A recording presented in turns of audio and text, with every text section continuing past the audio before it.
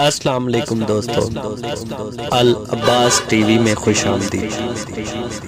دوستو آج ہم تلاوت کریں گے سورہ البینات کا اردو ترجمہ۔ شروع اللہ کے نام سے جو بڑا مہربان نہایت رحم والا ہے۔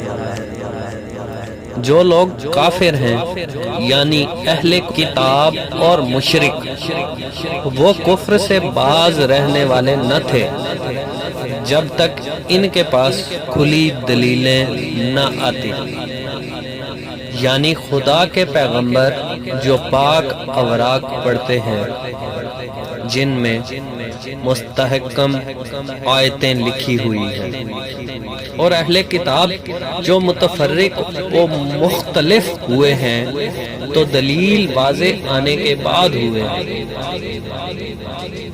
اور ان کو حکم تو یہی ہوا تھا کہ اخلاص عمل کے ساتھ خدا کی عبادت کریں اور یکسو ہو کر نماز پڑھیں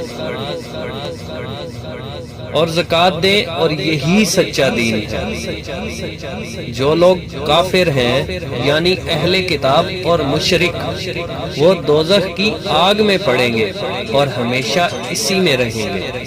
یہ لوگ سب مخلوق سے بدتر ہیں، اور جو لوگ ایمان لائے اور نیک عمل کرتے رہے وہ تمام خلقت سے بہتر ہے۔ ان کا صلہ ان کے پروردگار کے ہاں ہمیشہ رہنے کے لیے باغ ہے، جن کے نیچے نہریں بہہ رہی ہیں، عبدالآباد ان میں رہیں گے۔ خدا ان سے خوش اور وہ اس سے خوش۔ یہ صلہ اس کے لیے ہے جو اپنے پروردگار سے ڈرتا رہا ہے۔ صدق اللہ العظیم۔